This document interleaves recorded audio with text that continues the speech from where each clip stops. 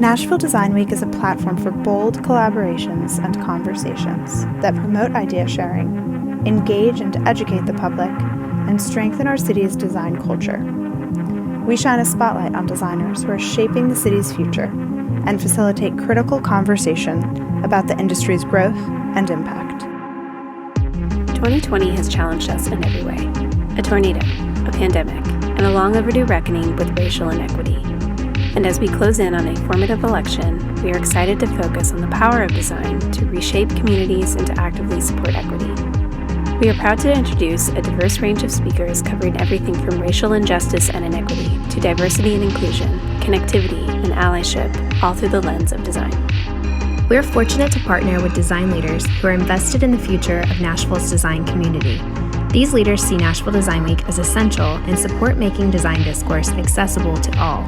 Thank you endlessly to our 2020 sponsors for helping us bring Nashville Design Week to life. Thank you to founding silver sponsor, Hastings. Hastings is a boutique architecture and interior design firm of 75 professionals who are deeply committed to the service of clients, producing award-winning, thoughtful, and impactful architecture. Thank you to silver sponsor, Watkins College of Art and O'Moore College of Architecture and Design at Belmont University. The Watkins College of Art and the O'Moore College of Architecture and Design celebrate the power of art and design to transform people, communities, cultures, and the world. Thank you to our copper sponsors, Elevated Outcomes, Interface, Smith G Studio, and Textures Nashville. Thank you to our bronze sponsors, Aberdeen Studio, Alfred Williams & Company, Circa Creative Studios, Dade, EOA Architects, Earl Swenson Associates, and Manuel Zeitlin Architects. And thank you to our media partners, Dezeen, Lightning 100, and Nashville Interiors, and to creative directors Lindsay and Alan Lassiter. Nashville Design Week is proud to be a fiscally sponsored project of the Arts and Business Council of Greater Nashville, a nonprofit organization. Nashville Design Week is an entirely volunteer effort made possible by the tireless dedication of our team. Now, let's get started.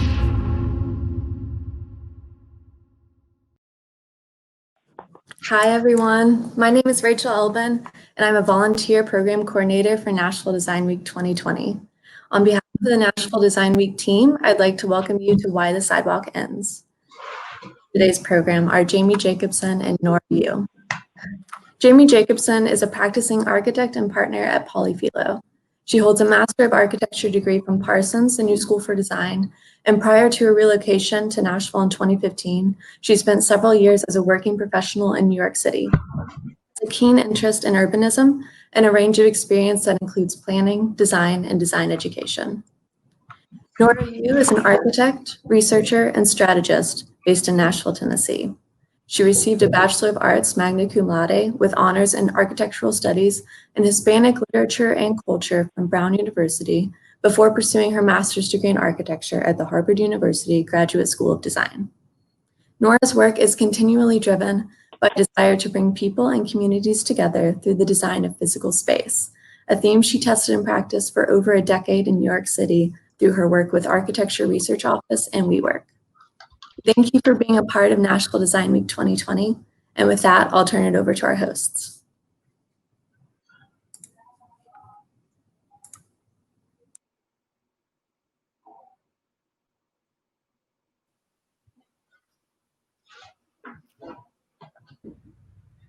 Hi, I'm Jamie Jacobson, and I would like to briefly introduce our panelists. We're excited for our group today. We have Angie Henderson. Angie Henderson is a Metropolitan Council member serving District 34 in Southwest Nashville. She's a 5-year member and immediate past chair of the Council's Public Works Committee and a member and former chair of the Parks, Libraries, and Arts Committee. Angie has 20 years of direct experience working with business, property owners, neighbors, nonprofits, and metro government for the benefit of neighborhoods, and has been a successful advocate and policymaker for a more walkable Nashville. She was the lead sponsor on the council's significant and unanimous 2017 expansion of sidewalk requirements, and for the August 2020 legislative expansion of street tree requirements. Also joining us, we have Jamie Pfeffer. He's a partner at Pfeffer Architecture. Jamie Pfeffer holds undergraduate degrees in architecture and interior architecture, a minor in business, and a master's degree in construction from Auburn University, where he participated in the renowned design build program Burrell Studio under the direction of Samuel Mockbee. He has lived and worked in New York City, Boston, Montgomery, Alabama, and Uruguay. He returned to Nashville from South America and founded Pfeffer to Road Architecture in 2010, which now has 3 offices that focus on a diverse mix of design opportunities, including neighborhood and community development, master planning, zoning and land use analysis, commercial, residential, interior design, and civic design. We also have joining us Joe Mays. He's a project and program manager at Civic Design Center. Joe Mays is the project manager at Civic Design Center and has led multiple projects and programs utilizing tactical urbanism. These projects promote safety and beauty on the streets and promote the idea of placemaking. Joe also leads projects and publications promoting a healthier city and better urban design communities and neighborhoods across Nashville.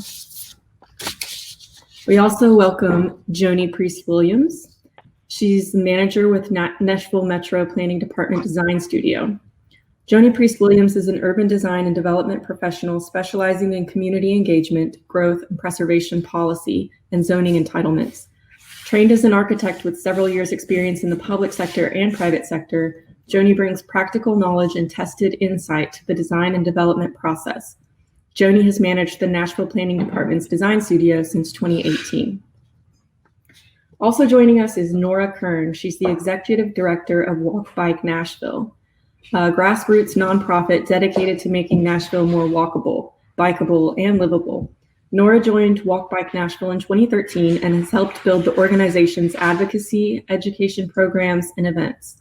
In addition, Nora is an appointed member of the Metro Nashville-Davidson County Traffic and Parking Commission. And last but not least, we have Tiffany Capehart. She's a land use consultant, realtor, urban studies, and adjunct professor at TSU. She's a realtor with Silver Point Properties, an urban planning consultant with Tiffany Capehart Consulting, and is an adjunct professor of urban studies at TSU. She has over 11 years of experience working in the areas of community planning, housing policy, community design here in Nashville. While a city planner, Tiffany led long-range planning initiatives in Madison, North Nashville, and Antioch, and was the lead planner in the area of community engagement and housing policy discussions for Nashville Next.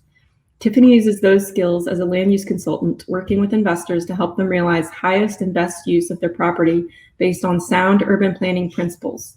Tiffany also uses her experience to engage diverse stakeholders in conversations around community design and land use policy.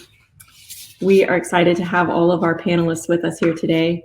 I also just wanted to let all of our attendees know that we have the public chat is open.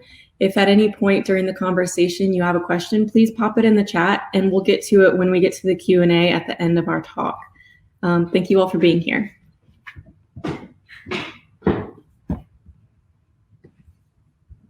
Good morning, everyone. So before we jump into the discussion, Jamie and I wanted to just take a quick moment to kind of frame the question of why sidewalks and why we thought it was a worthy discussion at this moment in time.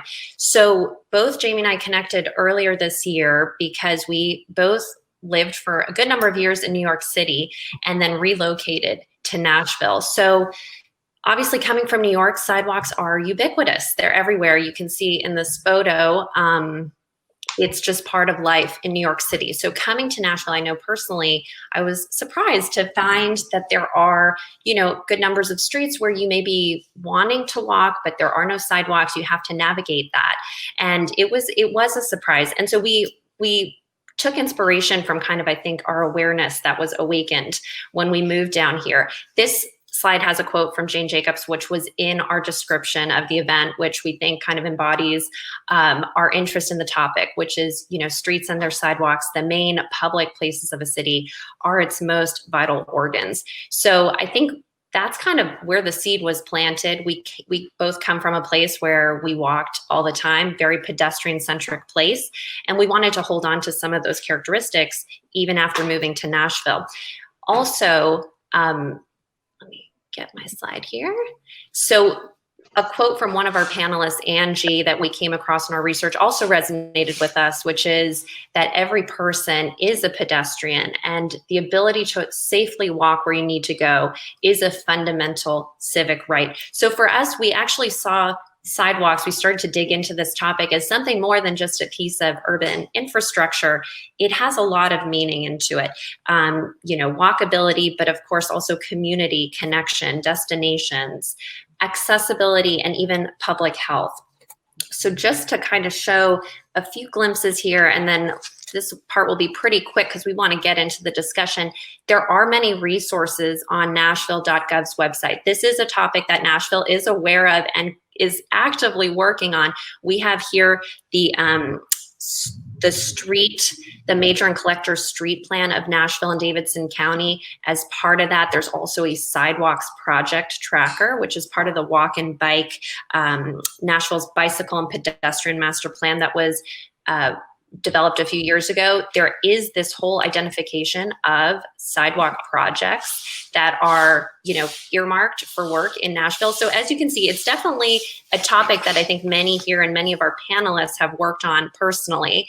And one other point, just the relevancy we wanted to touch upon this year, 2020 being obviously a very special and unusual year.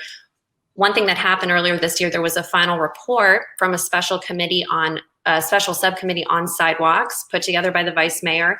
And these are just some data points from that letter that came out in January. But so we're talking, there have been identified 4,700 miles of missing sidewalk segments across Nashville and Davidson County. And with that, there's really a huge cost implication. Metro Public Works has noted that they budget about $1,000 per linear foot of sidewalk. So, when you do the math, we're talking major costs and major cost implications. And I think, though, the bottom orange highlighted fact was what really also resonated with me, which is 2019 was the year with the highest number of pedestrian fatalities in Nashville on record, with 32 lives lost. So there's a real public health and safety concern with this topic. But also more than that, in 2020, with the ongoing pandemic, the importance of being able to walk, to go outside, to have that accessibility, I think has been highlighted. So there have been some initiatives here in Nashville, and I think our panelists can touch upon these.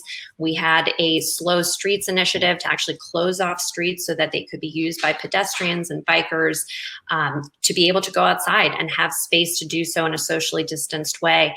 Also a sidewalk cafe bill that was just passed last month that allows restaurants with reduced capacity to expand seating out into their sidewalks. And of course, the activation we've seen on the streets and sidewalks in many cities across the US with active protests and peaceful demonstrating, and just the fact that these sidewalks are part of our public realm. So going back to that idea that they are, it's a civic right to have this access to safe and usable sidewalks. So I think this is kind of framing where we were coming from quickly on why we wanted to get this great group of minds together to talk about the state of sidewalks in Nashville. So I think we'll start quickly with a quick poll. So we're going to set this up right here. You're going to see pop up on your screen a question, and if you could answer yes or no. This is more kind of a curiosity that we have with our folks who are calling in. So you're going to see this and you choose yes or no, and we're going to put it on right now. And we'll see what that comes back as. But the question is, do you have a sidewalk on the street outside the front door of where you live? And we know we have a lot of folks coming to us, tuning in from Nashville, but also from other cities. So it's interesting maybe just to do a quick survey and kind of see. And the numbers are coming in as we speak. So we'll give that a minute, but then I think we'll go ahead and turn it over to start the discussion here so we can really engage with the panelists. So interestingly, we're seeing actually majority of people do have sidewalks outside their front door, 40 or 45, so 54%, and 46% have no sidewalks. That's actually closer than we thought. personally, I do have a sidewalk and I believe Jamie does not. So between the two of us, we're also 50-50. But this is a topic near and dear to us. So we're really excited to engage our great panelists. I'm going to take the slides down and then we will go ahead and Jamie will start with the first question. All right, so we want to start with a little bit of background. And we're going to open this up to all of our panelists, but a couple in mind may call on to start. But what we really want to do is give everyone here a background. Like, how did we get to this point? Can we talk about the history and development of sidewalks in Nashville? Why are they missing in some areas? Why are the ones we have located where they are? And where do we stand currently in terms of the design and legislation, sort of past tense up to present day? If you could just give us a little bit of a picture on that. I think, Angie, if you want to start, or if anyone else wants to chime in, I'll let you guys go ahead. Okay. Thank you all for hosting this very much. I think Joni Williams at Planning is going to join us shortly, and she may have some additional history. But Nashville's urban form is similar to many cities of our age. And so it's interesting in that you can really see kind of a dividing line between the old city of Nashville and the county at large. So Nashville was the first city-county consolidated metropolitan government in the United States of America. In 1963, the old city of Nashville joined Davidson County. And so the core city of Nashville, downtown and getting started, folks, when they built a building, they had to build the sidewalk, and they also had to maintain the sidewalk. And the Public Works Department actually spent quite a lot of time, issuing notices to people, you need to fix your sidewalk, or you need to do this, or you need to do that, or you need to, be fined for this or that. And so, as the city grew, it was incumbent upon the property owner to provide the infrastructure and the city to notice them when it was not appropriately maintained. And so, Nashville, as it grew, streetcar suburbs are early. I anticipate from the poll, a lot of people on the call enjoy walkable neighborhoods. And so they made their housing choices based on older neighborhoods that have sidewalks. And so, at that time, folks were dependent on being able to walk places, take public transportation. And but after WW2, as in many cities, we were all very enamored of our cars, and they could take us anywhere we needed to go. And so why did we even need to build sidewalks anymore? And we were booming and growing, and we simply didn't require sidewalks through development. We did not have the appropriate regulations as we grew and expanded to require them. And so now we find ourselves in a situation where we have old infrastructure that needs to be maintained now by the city. All sidewalks are municipally maintained. And we're retrofitting suburbia. So we're working backwards, which is much harder and much more costly. And so, when you see the old city of Nashville, they have combined or did kind of, sewer, stormwater infrastructure. Every sidewalk project out here in suburbia in my district is also a massive stormwater project. That has a lot to do with the cost implications. Nashville first started seeing some sidewalk requirements in residential spaces with our subdivision regulations. So that was kind of when you were, clear earthing a place and coming in and maybe kind of, dotting little boxes on a cul-de-sac. We started requiring a very skinny sidewalk on one side of the street. Then our subdivision regs started requiring sidewalks on both sides of the street. Interestingly, also in our subdivision regs, we require power lines to be underground, which has some nice implications for sidewalks. But, through subdivision regs, we started to get some sidewalks going. Then in the 90s, with commercial development, we started elevating our sidewalk requirements. But for a long time, really the only way we got sidewalks was through specific plan zoning. Council members liked SP zoning a lot because you could require sidewalks, whereas you could not otherwise require them by policy. So I ran for office on a Safe Streets platform to bring more sidewalks and address sidewalk policy. And so starting in 2017, we increased our sidewalk requirements, and we also brought them for the first time in a very, very long time, many decades, into the residential space, so that single and two family construction within a strategic framework, on our arterials in support of transit, on collector streets, and within a 1/4-mile buffer of our Nashville Next centers also triggered sidewalk construction. So that's kind of a history. I don't know if Joni has joined us, and I know Nora knows some of the history as well. So I'll just defer to them. Yeah, unfortunately, Joni's having some technical issues, so we are hopeful that she'll join us as soon as she can. But Nora, if you have anything to add, we'd love to hear from you.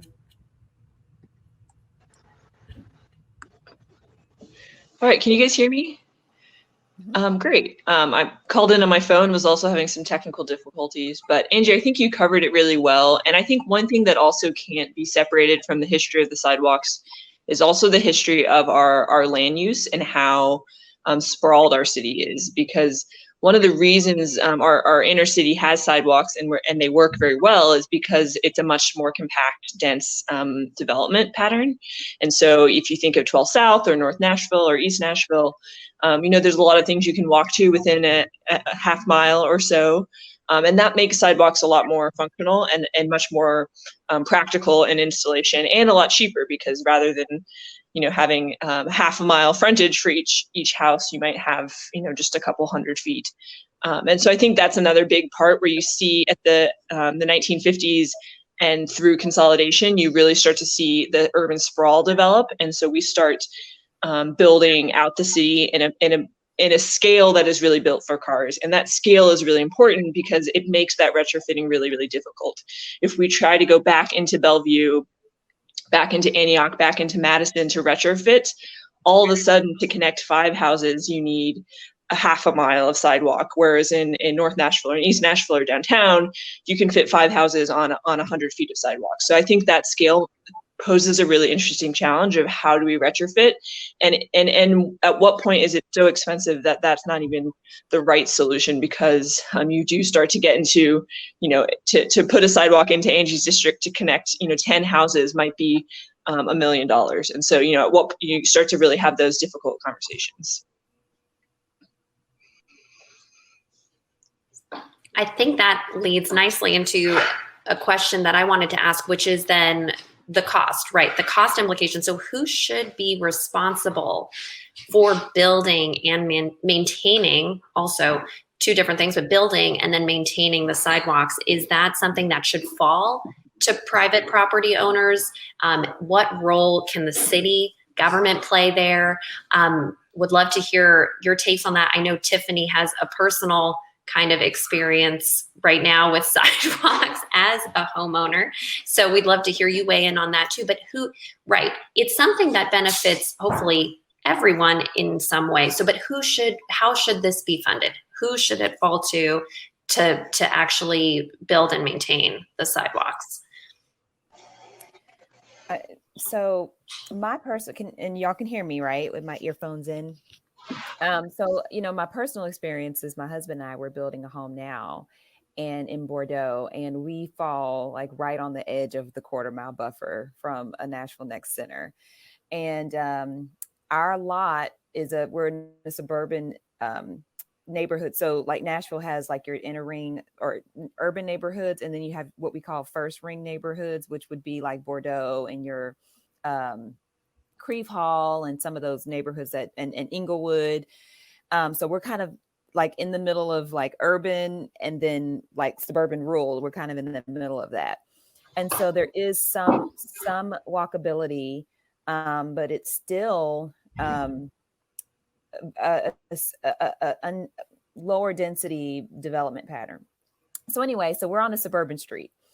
And our lot is about a little over 100 feet wide. And so the price per square foot for a sidewalk is like $15,000. And so for a homeowner that's building a singular home, that it was a budget buster for us, honestly. And we were able to build a home. The home that we're building now, we would not be able to afford it if it were built by a builder and we just drove down the street and saw it and put an offer on it. We wouldn't be able to afford it. And so I think it is difficult for a homeowner that may want to do this because the layperson doesn't really understand the cost of infrastructure, right? You think about all of the things you're going to do to your house, how you're going to build it, how many bedrooms you're going to put in it. But then when you start talking about infrastructure costs, that's a whole nother set of costs that adds on to building cost. And so I know it's really, as a homeowner who's dealing with this now, that was a difficult pill to swallow. And as someone who works with investors in the market doing private consulting, a lot of the investors I work with are smaller infill developers. So they may be doing 1 or 2 homes on lots. And there's a lot of players out there in the market that's what they're doing. They're doing smaller infill projects. Because I think when we think about developers, we think about people that are doing things like downtown and, these massive development projects to where a sidewalk is a very, very small part of their budget and plan, right? But for some of these infill developers, that infrastructure could be a really big cost. And so the things I hear are that, government should be paying the bulk of those costs. And so I'm conflicted because I know the importance of them. But I've seen it in my own build project where it really busts our budget, for our house. And so it's difficult. So I would love to hear what others think about how those costs should be spread. So I wonder, Jamie. Okay. Oh no, go ahead. Go ahead. I was just going to say I'm happy to respond because I think it maybe does segue into the next section and kind of speaks to the history issues and the sprawl development pattern. I absolutely appreciate Tiffany's concern, and it's something that we've heard a lot, both in stakeholder meetings to formulate the legislation, and then subsequent in amending and revising the legislation. When you are working 80 years in reverse for 532 square miles, it is very difficult to develop policy that works everywhere. And as such, in Tiffany's case, Tiffany, right, if you do not have an abutting sidewalk out in a suburban context, you can contribute in lieu of sidewalk construction. And as you shared, though, with 100 feet of frontage, 150 per linear foot of contribution in lieu, that's $15,000, did you say was what? Yeah, it was 15. Well, I think there were some revisions to the code. And so we ended up only having to pay like $8,000, which was significantly less than the 15. It was still a line item that kind of was like, it was still a budget. Understood. Yeah, so the community understands if you have an abutting sidewalk, you don't have that opt-out provision, right? Because you're extending the network. But we also recognize out in suburbia, sometimes it just does not seem to make sense for an individual property owner, right? Like you're mid-block, there's no sidewalks to either side of you. And so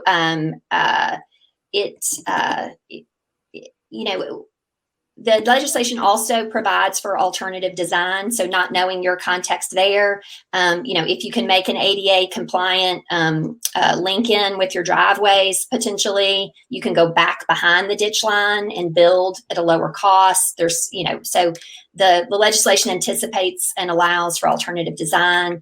And that is most applicable when you have like a really long frontage, right? So you're not going to do an alternate design if you got a 25-foot frontage or something like that. But, to Tiffany's point, it definitely was, we mapped it. We mapped the quarter-mile buffer. A lot of people said, let's do a half-mile buffer to centers, right? Because centers per Nashville Next are where we want to concentrate mixed use transit hubs, and so when you went to that half-mile buffer, the start of, it was just like, nope, you really had to bring it down to a quarter. And we recognized at that time, there are going to be some of these anomalies where it just kind of doesn't make sense, but that's what our waiver process is for. I wondered, Angie, if you could quickly, you touched upon this, but the in lieu fee, if you could just explain that really quickly for folks, maybe both in and outside of Nashville, but I know that was in the bill that you put together, what that is exactly. Yeah.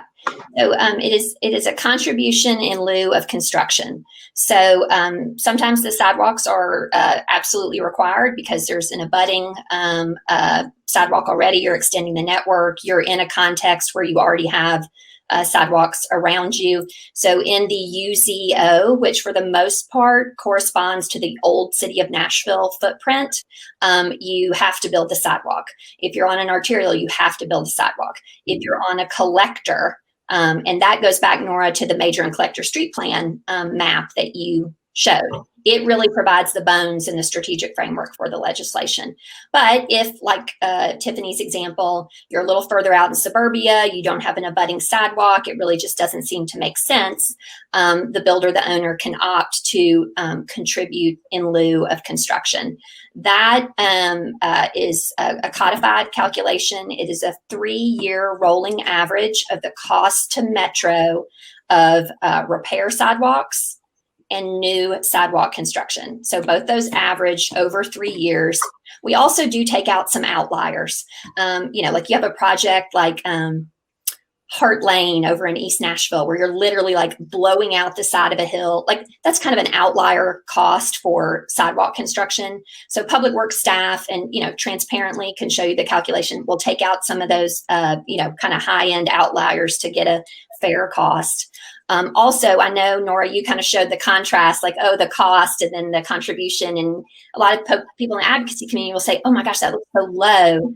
But what I want people also to know is even if you opt out of providing the sidewalk and choose to contribute in lieu, there is a mandatory dedication of right-of-way or pedestrian easement, depending on what's needed given the right-of-way on site. That is a huge gain for Nashville from a time perspective and from a cost perspective. So when and if and ever, Tiffany, to your point, Bordeaux redevelops, maybe a little more density coming in, a little, more pedestrian generators and activity near to your home, and Metro decides through our objective scoring process for capital infrastructure that a sidewalk on Tiffany Street makes sense. Okay. When we come back in, then we don't have to engage in an extended contractual, thing with Tiffany to get the necessary right of way because we've already banked that. So we don't double dip on that cost. So the contribution in lieu has mandatory dedication of right of way taken out of it. And that's why it's a lower value. And also through that calculation, recognizing that sometimes folks are reconstructing a sidewalk in our old standard. Sometimes they're building whole cloth new, that countywide an average of those. And that was helpful to the homeowner because it did bring the costs down. And I wanted to jump in and say too, a lot of times building a sidewalk is the cheaper option. But we elected not to build it because we are on a suburban street. And so we would literally be the only house with a sidewalk in the front. And so from a value perspective, I thought it might be awkward to have just this strip of sidewalk right in front of our house on this very suburban, large lot, street. But that's why a lot of times in Nashville, you do see the sidewalk to nowhere, because for some developers, it's just cheaper to build it versus paying the in lieu fee. So, which I'll point out is what we want. So it's cheaper for you to build it. So we want people to build it. And what that would mean then, Tiffany, and I respect every homeowner has to make their own choice and developer. But if you had built that strip, and then depending, I don't know if the property to the right of you or the property of left of you or where you were in the quarter-mile buffer, but if there's somebody between you and the commercial center in that quarter-mile buffer, when they go to build, they can't opt out because they have an abutting sidewalk, right? And in that way, we start to kind of build it. But we also recognize and respect everybody has to make the choice that's best for them. Again, that's why it's so challenging to build kind of backwards in this way. But that's where we are. I mean, Nashville kicked the can for decades because it was like, oh my God, the horse is out of the barn. We'll never be able to have any policy to require this. And so we did it, and it was a heavy lift for the city. It was very challenging. You can't make policy perfect, but at least we're trying. So, I think on that note too, Jamie Pfeffer, curious to hear your take on this with your projects, and also as someone who's done some of that smaller infill development. What's your experience been with building sidewalks in some of your projects, or not building them? Sure. I think what I would say is, first of all, I work a lot as primarily as an architect, but also as a developer. And a common joke I like to say is, developer is the longest four-letter word I know. And in terms of that kind of process, and then to fully kind of ostracize and alienate myself from it, I'm a developer who supports the sidewalk legislation. So I'm officially, I'm on an island nearly by myself at that point. But I think what Angie is, with the legislation, the legislation is so tough. Everything is looking for, the exceptions, the loopholes, the kind of problems with it.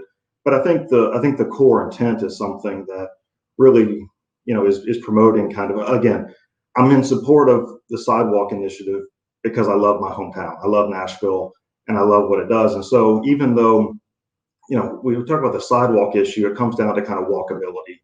And I do think that, go back to Angie's quote at the beginning of it, I do think there's a notion of it being, if we we can debate it and talk about it, but if we agree that it's a civic right and a civic obligation, then we need to talk about, walkability and the sidewalk, what the sidewalk represents for it. And what the bill is really trying to talk about is walkability. And yes, you have kind of the sidewalk islands, and gradually they connect and talk about, and they connect to create a grid of walkability. But what the walkability is really about is talking about kind of density. The reason I don't have, again, I think sometimes the in lieu of fee is a great measure to kind of increase kind of walkability and let those dollars be targeted and those kind of things. I think the individual kind of sidewalk, is a good policy because of the daisy chain effect that Angie talked about. But the net effect is kind of coming down to walkability, and I don't think it is wrong for private development to be encumbered with investing in this walkability, because what happens is there's an economic daisy chain where and study after study show that as you increase walkability, residential values go up, business values go up, just overall city value goes up. And so I think what this city is talking about with it is sort of saying, look, we have been experiencing a golden age. And I think it is right for us to use this golden age to continue to invest in our infrastructure, to create a city that remains desirable and can remain in a golden age. And I think walkability is a key tenet of that. And I think this is, if this is a tax assigned to it, well, it's a tax assigned to the growth and, for me, hopefully the density and all the things that come with making walkability truly a viable option for our city. So I'm the developer who loves the sidewalk initiative. Thank you so much for that answer. I think that was great to hear. And I think it also segues sort of into this next question that we wanted to ask, which is, what if we can talk a little bit more about what are some of the forces working for and against expanding sidewalks in Nashville? Who benefits, who does not benefit? I think there's sometimes a perceived benefit or a perceived lack of benefit that maybe just based on an individual experience.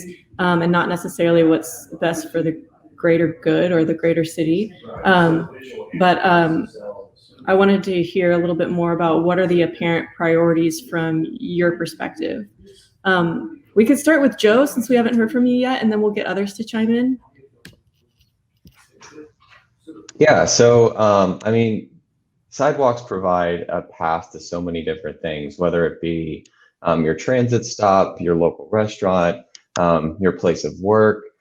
So I think, there are a lot of things that they just provide safety for the people trying to get to these places. And it does go back to that civic right, being able to get from point A to point B in a safe manner. So one thing that we do at the Design Center to kind of go along with sidewalks is traffic calming. And I think that is something that, sidewalks provide one layer of safety, but there is a lot of neighborhood concern about how to create a bigger picture in terms of the pedestrian safety experience. So in our traffic calming tactical urbanism projects, so tactical urbanism are low-cost temporary installations that really can add an experimental phase to a project before it goes into full development. So these projects will put in a temporary crosswalk. So not only do we have sidewalks, but we also need crosswalks getting from one sidewalk to another sidewalk when you're crossing the street. So how do you make those safer? And you can put those in temporarily is what we've done, but that is another big question in terms of what we can do for our city. So we've also done a few other techniques of, whether it be, putting in a traffic circle or putting in bulb outs so that once you get to the end of the sidewalk, there is a better pedestrian experience. And how does the sidewalk really interact with the street is a really important thing to consider, because sidewalks are great, but they are part of a bigger picture. So I think that is something that moving forward, as we accumulate more sidewalks and we have more right of way, how can we design it not only just for on the side of the street, but in intersections and crossing the street? And how do we integrate our sidewalks with our streets? So I'll jump in. I think one of the priorities also for sidewalks would be, I've got two. So I'm moving from a suburban place to, well, I guess another suburban place, but just kind of closer into town. But I think our arterials and corridors are significant priority areas. Because I think for the most part in our neighborhoods, if you live in a residential neighborhood, you can, even though there may not be sidewalks, you can still navigate safely, let's just say. But once you get to that main corridor, if there aren't any sidewalks on, say, Gallatin Road or Nolensville Road or any of our pikes, that experience is horrible. And I have seen moms literally have to pick up strollers to tromp over, grass or mud or ditches. I have seen people in wheelchairs trying to hug the shoulder. There's some really horrendous conditions out there for pedestrians. And so I would say our centers and corridors should be the places where we're focusing these sidewalk improvements for sure. And also looking at minority and low income communities as well. So there's a higher, obesity levels, health disparities that also correlate with income or lack of income in our communities. And so having sidewalk infrastructure allows people to get out and walk, allows people what we call a lesser expensive mode of transportation. Everyone can't hop into an Uber or Lyft. And also that coincides with connecting to our public transportation system, which a lot of people that if you're on a fixed income rely on. And so also having sidewalk infrastructure in those places, I think, are priority as well. Yeah, that was great. Thank you so much. I think we're hearing a few common themes here. But just on this question, does anyone else want to chime in? I think Nora or Jamie have anything else to say before we move on to the next question? Okay, I'll pass it along to Nora. I think building on what Tiffany was just saying, actually, because this is a big question I have too. Since looking at the kind of sidewalks being equitable, how do we make sure that there is access to sidewalks across, the economic spectrum of these different areas in any given city? So right now, since sidewalks, there is this funding question, and the question, who pays for them? How does this work? I think it's created a disparity, right, where certain maybe areas that have these big developers coming in or there's maybe personal homeowners who are putting the money in themselves to be able to build those sidewalks. It's creating a different landscape when ideally you want, in an ideal world, sidewalks to be this just equitable, accessible to all components. So how do we address that? This is a big question. I'm not quite sure if there's an easy answer, but maybe Nora and Joe, in some of your advocacy work, I'd be curious to hear what you guys think on that. Yeah, I can take that one, or at least get us started. I mean, I think, can you guys hear me? Nora, hold on. Okay. Yes, we need your audio. Oh, can you? Okay. Yeah. Okay, sorry. Well, I think this is the really biggest challenge Nashville is facing, because unfortunately what we see now is walkability is something that's available to those who can afford it for a lot of our city. And as it becomes more and more people want to live in those urban neighborhoods, you've seen 12th South and you've seen East Nashville, and you've seen a lot of the neighborhoods that are walkable have been under the most intense gentrification pressure. And so I think there's kind of two things we need to be thinking about. First, I actually think we need to expand the conversation beyond just sidewalks to walkability, because what makes a neighborhood walkable isn't just the existence of a sidewalk. And I think that's something, we have two or many billions of dollars of sidewalks that we're missing, which we will never achieve. Privately funded, publicly funded, we will never get all of our sidewalks. So the question should be, what can we do to ensure that everybody, particularly those who have been underinvested in, who have not benefited from the generational wealth that a sidewalk represents often, how can we make sure they can still safely walk in their neighborhood and safely get to the bus? And how can we prioritize our investments? And maybe that's looking at crosswalks on Gallatin Pike so that people aren't having to risk their and their children's life to catch the bus. Maybe it's looking at things like traffic calming investments, which are much, much cheaper than building a sidewalk and can make some of those neighborhood streets a lot more affordable. Maybe it's looking at, how do we really control speeds on a lot of our streets by designing the streets for slower speeds? And so I think, looking at what are the other investments we can make to make that experience safe and enjoyable? Trees, there are a lot of different elements that aren't just a sidewalk. And then how can we actively prioritize neighborhoods that have been underinvested in? And be explicit about that. I think we should say that some neighborhoods have gotten less historically, and we want to put them at the front of the list. Nora, I second what you said, that it really comes down to land use. So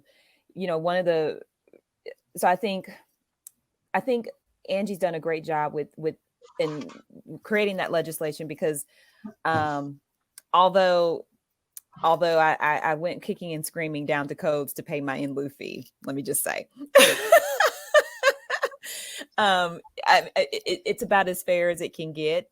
But I think it boils down to the land uses and because at the end of the day, developers, for the most part, are going to be paying for this sidewalk infrastructure. When they build a project, they have to build the sidewalk. Okay.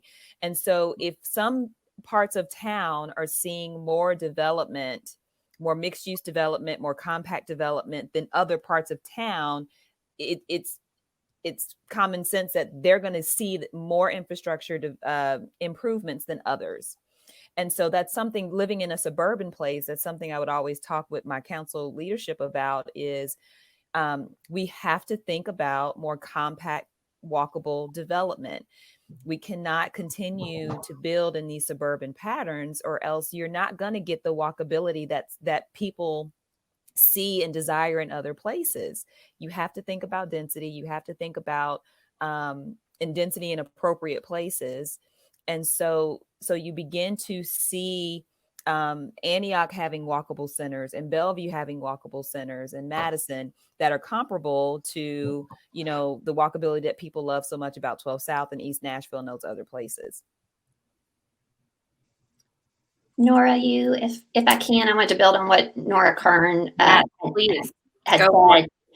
So, you know, I often tell constituents that are even pretty close to the Green Hills, you know, Tier 5, pretty dense suburban center, that out on their street with, you know, half-acre yard, you know, they're not getting a sidewalk. You know, the math will not work. We are so many decades behind. And so, to Nora's point, and Tiffany's as well, in a suburban context, what matters is safely walkable streets, right? And so we passed last term, and slowly, I'm not sure kind of the status, but to make the default speed limit for all neighborhood classified streets in Nashville 25 miles per hour.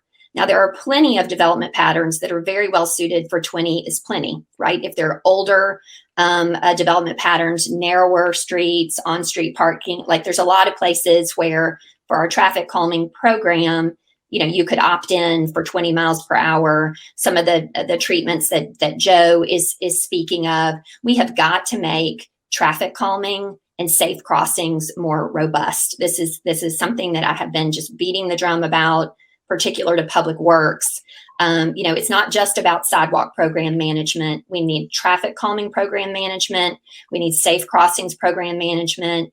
You know, all kinds of, you know, we have other things we need to do from a policy perspective, right turn on red, elimination, and some of those things. But return on investment for traffic calming, safe crossings, bikeways, neighborways, that is such a better return on investment for a walkable, livable community than kind of hard capital sidewalk infrastructure. And, you know, for our capital investments, we absolutely have to prioritize and have the equity piece in there. And it is in the calculation from a, you know, prioritizing our city's capital investments. But, you know, so we're changing how we kind of prioritize our capital investments, making those more objective and transparent. Likewise, we're elevating what our development requirements are. And now with real intention, we have to get in this middle space and scale that up. You know, we are decades behind. Let's just get with it. And also, elephant in the room is the state. Okay, so our most dangerous streets, invariably, to Tiffany's point, a lot of us can move around internal to our own neighborhood, hopefully, not all of us, and feel fairly safe, right? You've got the 20 mile per hour speed limit, you have a neighbor way, you know, if we can scale that up. But when you get out to that collector street, that's your first barrier, right? So that's where we're prioritizing capital investment from our city, Nashville, a collector street, still within our purview. When you get to that arterial street, that's within the state's purview. And I, for one, as a city, am very tired of kind of, you know, fighting for the scraps of the little bitty bit of multimodal investment, right, on the big state routes. Because, you know, the state budget and the road budget, you know, will widen roads and pave new highways, but it would be such a de minimis percentage. And so, you know, at TDOT, the Titanic is turning, right? And so kudos to them and their multimodal group and some of their grant funding. You know, they have been an increasingly aware and good partner, but also we too, as advocates and people in the design community, we have to push on our state legislators to put more money in the budget to make these state routes safer. And we've just, that also needs programmatic intention and funding to make those safer. So it's capital investment. It's, at the neighborhood level, some of these smaller investments that we can scale up and put intention on, and also the state funding piece. Jamie, Pfeffer, did you want to weigh in on that as well? Yeah, I wanted to echo a few of those kind of thoughts. I mean, statistically speaking, the poor, elderly, and non-white pedestrians are disproportionately killed in traffic. We don't have to kind of go through all the statistics, and then pedestrian deaths are more common in the low-income areas. But looking at the, so my argument would be investments in pedestrian safety are investments in social equity in that sense. And so we're hearing in the chat bar a lot of things talking about kind of Dickerson. We had 3 deaths on Dickerson Pike in September. The stat that Nora cited at the beginning of this, about 2019 was the largest number of pedestrian deaths. Well, we're on pace to eclipse that this year. We're on pace to a new record. And so I think as we kind of talk about, that side of it, we see that, yes, and then we go to those areas that have been particularly popular and kind of wealth accumulating, talking about 12 South or those kind of neighborhoods that have that infrastructure. And it's in large part because they had the infrastructure that made them desirable, that led to them, they had the amenities and the features that led to walkability. And so it's sort of, and to Angie's point, it is kind of going back in and making up for lost decades of investment in this infrastructure and creating walkability that will create neighborhoods that have that kind of vitality and that have, and a lot of times that's centered on walkability. And so I think the equity part of it, I think walkability is a big piece of that equity and kind of how it resonates and roots in the community. Something someone said in the chat was a thought that I had was other sidewalkless interventions. And Angie, you were talking about some of those, but like I'm in Louisville, Kentucky, where I grew up. I remember going home once and seeing, while I was still working at the planning department, we were talking about sidewalks. And I remember seeing it was a sidewalk, but it was like literally flat on the ground. There wasn't any curb and gutter infrastructure, which adds a lot of, and stormwater infrastructure, which adds a lot of cost to a sidewalk. And I saw that and I was like, well, and it was along a major corridor.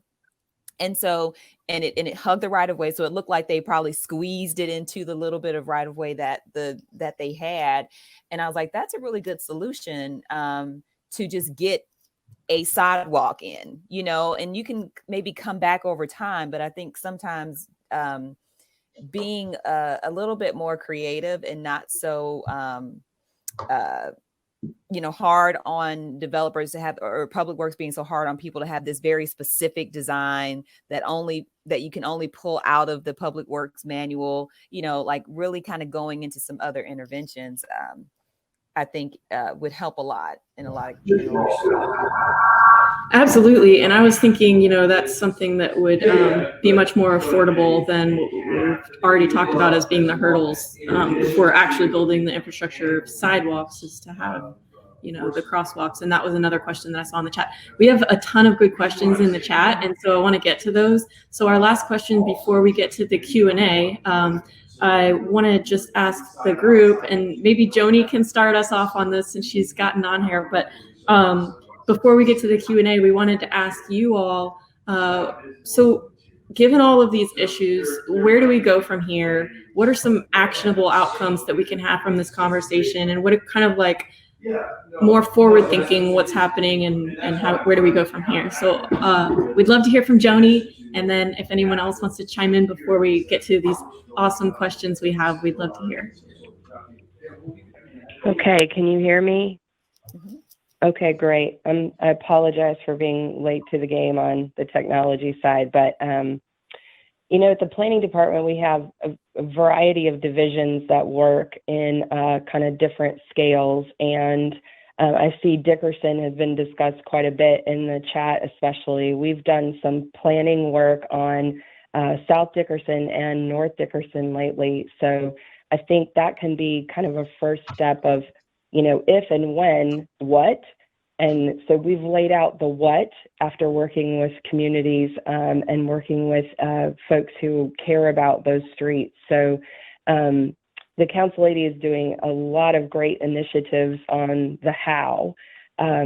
So we are hopeful that as places change, as transitions happen, that we can start to get some of the infrastructure that's necessary. I've also seen in the chat the question about affordability and equity and making sure that people can stay where they live today, even as these infrastructure improvements happen. I've been in Nashville for 15 years now, and I think one of the very interesting things about living here is that when we have kind of a shortage of something, it becomes very fashionable, right? So we had a shortage of walkable neighborhoods for a long time, and they have become very fashionable and very expensive.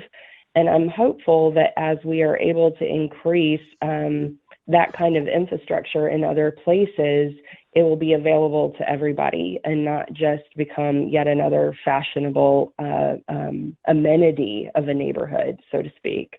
I also think culturally, Nashville is in a really interesting place. And, earlier we were talking about the history and growth of Nashville when it had its growth spurt after the wars. And I think that one of the important components of walkability as a priority is that people are starting to think of it as transportation and not just as exercise or leisure.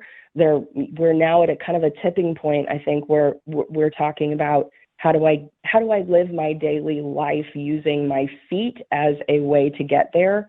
And that is happening more for people who can choose to do that and not just people who that's their only option. So I think the advocacy part of this is going to become more and more important, just in the standpoint of we have a community of people in our city who don't have a choice about how they get around. And as the people who do have a choice about how they get around are increasingly interested in walking, let's not leave behind the folks who don't have a choice. And so that's an equity issue for sure. I'm not sure I answered your question directly. I guess I had a lot of pent up thoughts while I was struggling with technology and just wanted to weigh in on a few things. So that's my 2 cents as I'm catching up. Thank you.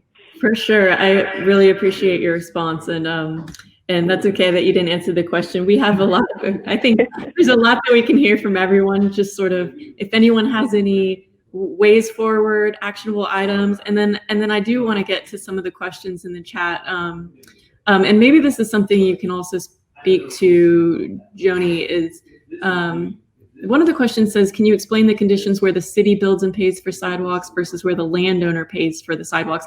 That's one of the more general questions, because I think some of the other questions are a little more specific, but I think that would kind of help with our framework. So if anyone can speak to that. Sure. The council lady may be able to answer this a little bit more from a budgeting standpoint than I can, but one thing I know from the Public Works Department is that a lot of this is going to sound counterintuitive, but sometimes the way they have to spend their money is fixing broken and sidewalks that are broken and in disrepair because they become an ADA liability. So it's interesting to see, and sometimes frustrating, to see an existing sidewalk get rebuilt when we're thinking, why in the world are we spending the money this way instead of building a new sidewalk somewhere? But that is a really big safety issue in some cases on the older sidewalks and in older parts of the city. Then secondly, I would add to that, Dickerson is probably, and even parts of Green Hills, this is kind of county-wide, we built roads that have ditches. I mean, that's a rural condition. That's not even a suburban condition. That's a rural condition. And to go in and put a sidewalk in that place is incredibly expensive because you're dealing with primarily stormwater, creating gutters, creating curbs. It is not just the cost of the width of a concrete sidewalk. So these are major investments that that certainly need to be made, but the price is can be kind of stunning when you see just how much infrastructure has to go in place there. So I think Public Works and the initiatives for fixing and putting in new sidewalks according to the Priority Sidewalk Network, that process is in planning phases, in execution phases. I don't know that we've talked necessarily yet about the mayor's transportation plan that's available online. You know, there's slated $200 million there for sidewalks. So that's a huge funding issue. But I think we're at the phase now where we're planning for these things in a better way than we have in generations. The question is, how do we implement?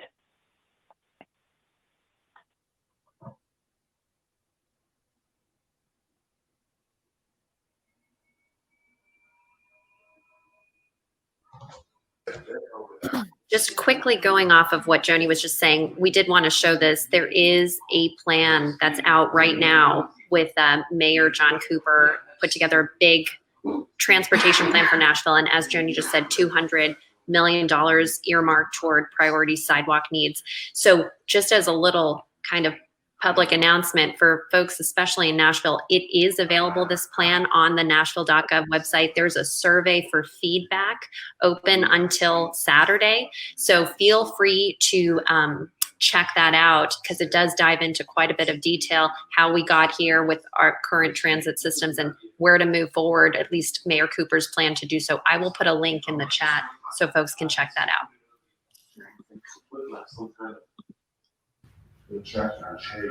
Thank you, Nora.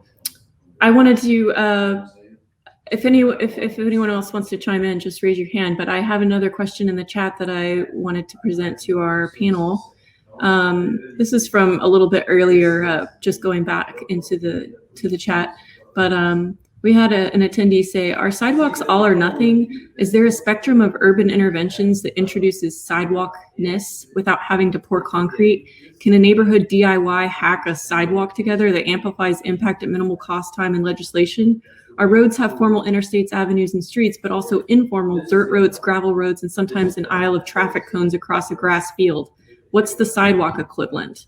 I know we have like tactical urbanism does some things like that. And we did talk about, that crosswalks are promoting safety without actually pouring concrete and having, because we had another attendee ask the question about having crosswalks be able to get to a community center or a grocery store where there are neighborhoods with no sidewalks. So if anyone wants to speak to this about, I think this ties into our sort of where do we go from here, actionable items question. So I'd love to hear a response to this. Yeah, I can kind of speak to that. So I was speaking about tactical urbanism earlier. I think that is one way that neighborhoods can get involved. At the Design Center, we do sanctioned work, and tactical urbanism ranges from sanctioned, where it's like not government approved, which we don't necessarily promote. But there is sanctioned work where we work with Public Works to find creative ways to make pedestrian experiences safer. And so some ways we've done that in the past is by putting down tape to create a crosswalk. So that is one simple thing that we can do that is a lot cheaper than putting in a permanent crosswalk. And that's something we go through the process with Public Works to use a tactical urbanism permit, so that it's intended for a short-term installation to see if that installation will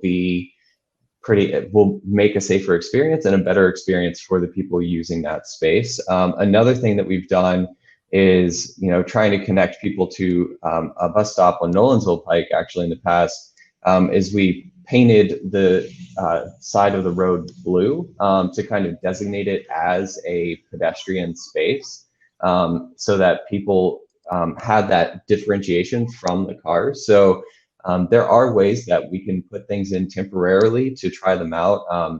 Tactical urbanism is meant for, it can be a day, a week, 6 month, or a year-long installation just to see how it works out.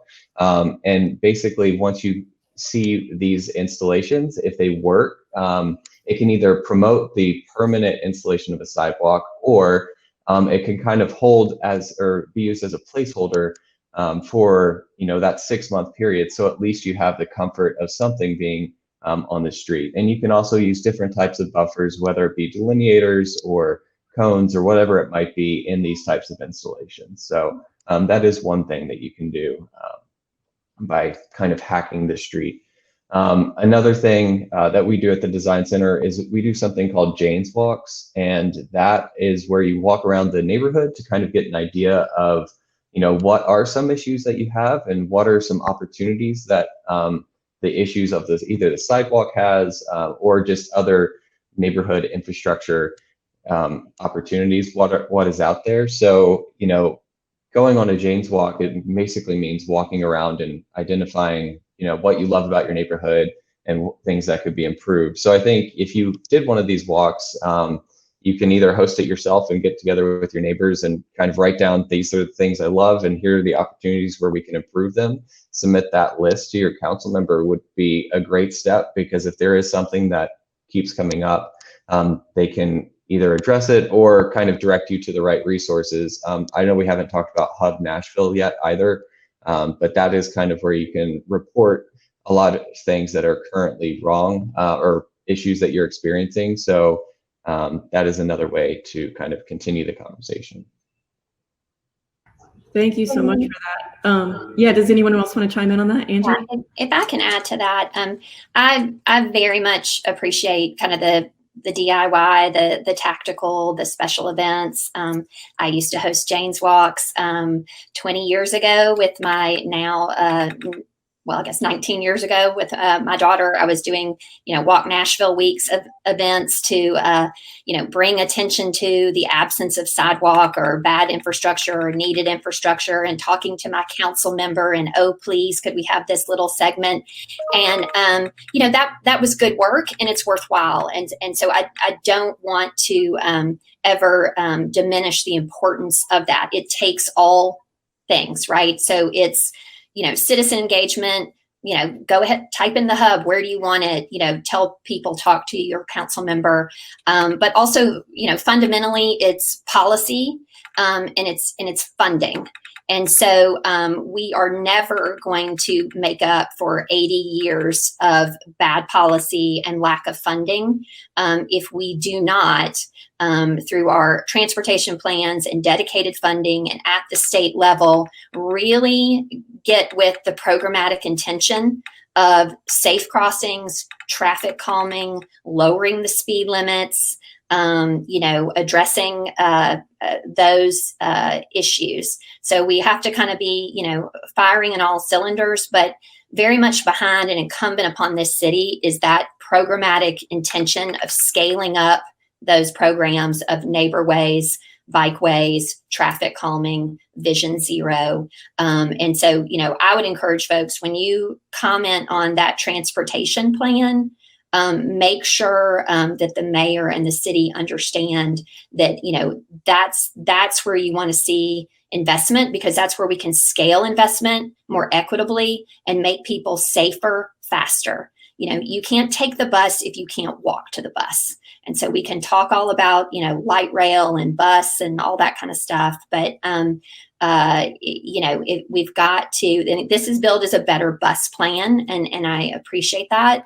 But we've really got to get the underlying connectivity to get there. So yes, to all these things, Civic Design Center is great. Walk Bike Nashville is great, but we have really got to apply some more pressure on this administration so that they hear, to Joni's point, it's not just about the sidewalks. It is about walkability, and you need to be able to, safely, and also, we never talked about this, enjoyably walk where you want to go. Yeah. And I think one question we got in the chat as well from Robert is, in Nashville, if I rent within an urban ring or secondary ring, I want to walk safely to the grocery store or the doctor's office or the bus stop, but there are no sidewalks. What is the process and funding to create those connections? So I think that is a great piece that I just wanted to make sure you kind of answered it already. But if someone listening today says, yeah, I know an intersection or I know a place where there's a real problem. We don't have sidewalks. It looks dangerous. I don't feel safe walking there, whatever it may be. What would you recommend as that first step? What should people do? I think the transportation plan is a great place to give feedback, but if there's something pretty, specific that people want to address, how should they go about doing that? Joe is absolutely correct. Let your council member know. One of the few benefits of a really large council is, you can call them and text them and get them on the cell phone and get that contact. So definitely let your council member know and register it in the hub. I think there are a lot of us, kind of native Nashvillians, people have been working in this space for so long. You just become somewhat demoralized and you kind of just feel like, well, the city should know it's not safe to cross there, or somebody probably has already registered that concern, or surely the city knows that, so I don't think people put that in the hub. Do it. Like, you and your next neighbor and your next neighbor, put it in there because, data, people are asking for this, but also too, right. From an equity perspective, people that are engaged in a conversation about walkability and design already have a fair amount of kind of social and political capital, or engaged in this space. And so, encourage everybody to, put it in the hub and contact their council member. But also too, it is incumbent upon the city to know by design, this is inherently unsafe. This intersection is too wide. It's got right turn on red. The speed limit's 45. Why are we striping down a bikeway with just paint on Charlotte Pike? It's 45 miles an hour. Nobody's going to ride in that, that kind of stuff. So, the city's just got to kind of get right with that. And it's the citizens who should hold them accountable, and the council. And we're doing our best, but it takes all of us for sure. So definitely register that concern with your council member. And also, email the mayor at, they need to get some stuff in their inbox too, because council is so accessible. We hear it a lot and we hear you. And, maybe the mayor's office needs to hear it more. So mayor@nashville.gov as well is some place where you can register your needs and concerns. Thank you.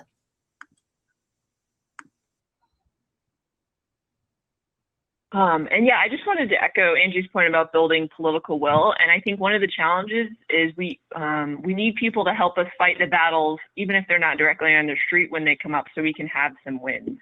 And so I would definitely, if people want to get involved in advocacy, we are trying to connect people to different campaigns at Walk Bike Nashville. And we need to have those voices so that when a road diet on 8th Avenue that would allow, crosswalks and slower speeds and safer conditions for everybody comes up, we need to have an overwhelming show of support for that, even from people who aren't on 8th Avenue, but understand that those changes, can make a huge difference for everyone.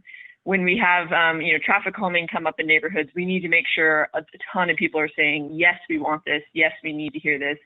And so I think, remembering that every time these battles come up, if the city is not hearing, thank you for doing this, thank you for adding this crosswalk, they'll just hear the few people who are saying, I ran into the refuge island and it's terrible. I can't drive that 55 miles an hour down the street anymore because now there's this piece of concrete in the middle of the road.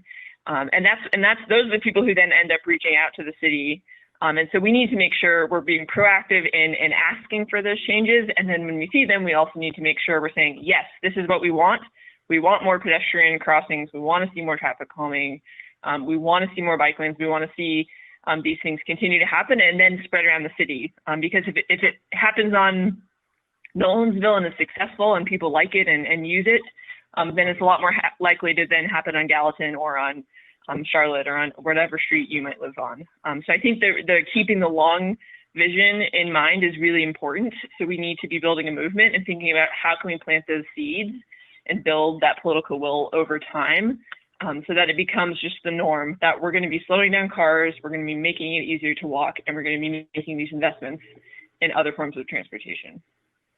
And I would chime in too to say that we should also be engaging people like the unlikely, I guess, advocates. So like people that are advocating for minority and low income communities.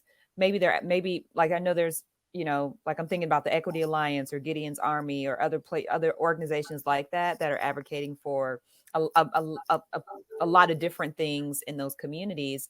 But then also sidewalk and transportation advocates really working with those communities to say these are the benefits of these issues that directly benefit the people that you're advocating for as well, so that they can come and speak out and speak for people that are not as engaged in the process, especially when it comes to something like, like this, because obviously this is going to be lower on the totem pole and with all the other issues that we're facing. So engaging those organizations that are typically not in this conversation, but that need to be, because they represent people that are directly affected by these issues.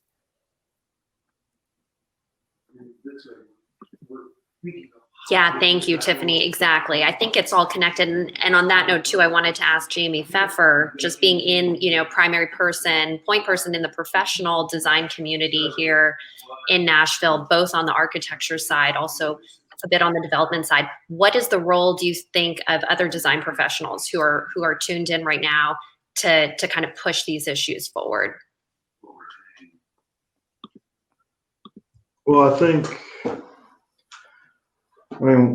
we'll see. I can see Manuel on the comment line and things like that. I think as the architect side of it, we're kind of, we're definitely kind of statistically on that side of the equation promoting it. And then it's I think we've all in the architecture side of things become more and more a knowledgeable expert in whether it's kind of land use policy or infrastructure. And I think, a big part of the push previously was the antiquated or lack of stormwater infrastructure. And as architects, we weren't necessarily trained in that. And now we've become not necessarily experts in it, but we've become much more kind of conversant and knowledgeable in it. And I think the sidewalk conversation is the same kind of vein. And again, maybe in really kind of the walkability and promoting areas where we can promote, use good design to promote good density, to promote fertile environments for walkability, and use different design tricks and mechanisms and things that are out there to help kind of bring that into the built environment. And I think that's where, that's where that kind of design development model starts to come together well, as being able to implement good theory into the built environment.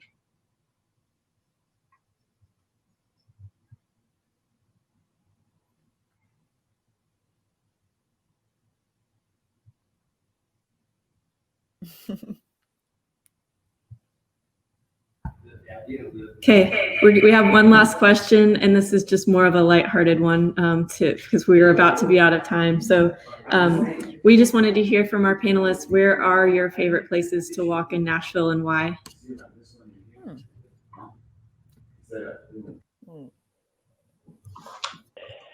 I'll say this: when I moved here from the Midwest, where the grid reigns and it's real easy to go wherever you want to in a really logical pattern. And so Nashville is definitely different that way, where most of our major roads are either on ridges or valleys. And we have railroads that, cut everything apart. And so for a long time, I used to ask people, like, where do you stroll? Like, where do you just, I'm not talking about our beautiful parks. We have really wonderful parks and beautiful places, but like, where do you just kind of like walk around, walk your dog, walk your kid? Where do you just stroll? And I don't know that we really have those places yet. I think downtown's kind of starting to gel that way, but it tends to be so tourist heavy. I think there are places that are emerging that way, but you might get 4 or 5 or 6 blocks, but I think that's a real challenge to us in the next 5 or 10 years, is to just have some really lovely places where you can just take an evening or, Saturday morning and just stroll around. So my answer is, I'm not sure yet, but we should be able to answer this someday soon.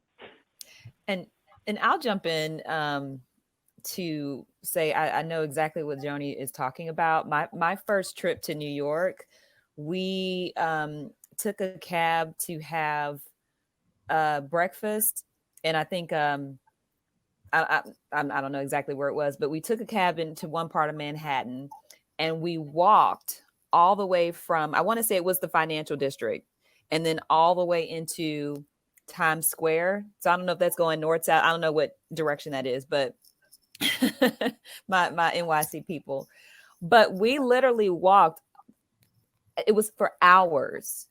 We walked for hours, and we walked past mixed use buildings, residential buildings. We walked through several parks. Like, we were literally walking. We're like, oh, we're walking in a park. And so what Joni's talking about is that stroll. Like, there's no place in Nashville, I think, that you can literally just walk yourself for an hour or two and just kind of get lost before you hit this barrier or this main street where it's like, I'm not crossing that. So, but I will say, my family and I, last summer, we did a water park tour, and we started at the water park down at the Cumberland, and then we walked up 2nd Avenue. We did the water feature in front of City Hall, and then we walked to Bicentennial water feature, and then we went to the farmers market. So we walked all of that with the kids, and it wasn't that bad. I mean, it was actually really connected. But if I wanted to have that New York stroll, it would be hard to find that in Nashville, I think. But I'm looking forward to the day when it gets here. We'll end on a positive, positive note. Yeah. Anyone else? Sorry, I don't know if that was me. So I will say there's not many places in Nashville that are that enjoyably walkable, unless they're kind of, destination walking. We all drive to our greenways. We drive to the park to walk. I'm fortunate that I live near a park, and I live near Cheekwood, and I'm in a suburban area with no sidewalks, but I did choose to build my home here because I could walk to the park and I could walk to Cheekwood. I have lived in New York and San Francisco and a teeny town in Vermont, and they were all more walkable than Nashville is. But I really enjoy being downtown. I love kind of the history of Nashville. That is where, aside from maybe the party barges and some other things, you used to be able to stroll and appreciate the architecture. So, we've got some places that we can build on that were enjoyably walkable in the past, and we can build out from places that are destinations like our parks, and make sure that those are nodes, and we can concentrate our infrastructure there. And I think, people enjoy strolling, walking when, for the sake of it, but also, you want to go to a friend's house, or you want to go to the park. You want to, be able to walk to the bus. And so I think Nashvillians, I've said for almost 20 years now, Nashvillians will travel to other cities if they're fortunate and choose to go to New York or go to Europe even, right? And marvel at how walkable and wonderful it is. And then they just kind of come back to Nashville and just lament our status quo. So I think we all, whether in the design community, those of us in elected leadership, in our departments, in advocacy, to Nora's point, I think, the moment has arrived for this conversation, and it's in progress, but increasingly being on, the inside. I really do think it's incumbent on government, just programmatically and budgetarily, to start to deliver on these things. So. Yeah, thank you so much. We are out of time, but if anyone else has a last couple words. No, considering my front door of my office is off an alley, I like all the alley love we're getting in the comments. Yeah, for sure. Well, thank you all so much for being here. This was a really great discussion. I knew that it would be, and I'm just really pleased that we got to have all of these people in one place together, having this conversation. We're so grateful that Nashville Design Week exists and that we have this platform and that we're bringing people together. And I'm so thrilled with all of this. So thank you all so much for being here. Nora, do you have anything final? Just echoing Jamie, this is such a privilege to speak with all of you. Jamie and I were saying if we could pick 6 people to talk about this issue in Nashville, I think we got pretty much who would be on the top of our list of ideal panelists. So we're just so thrilled that everyone else could join in and listen in. And please, take in the chat section. There's a lot of great ideas and conversations happening on the side there. And feel free to check out Nashville Design Week. Still has more events today and tomorrow before wrapping up. And yes, thank you to everyone. We really enjoyed the discussion.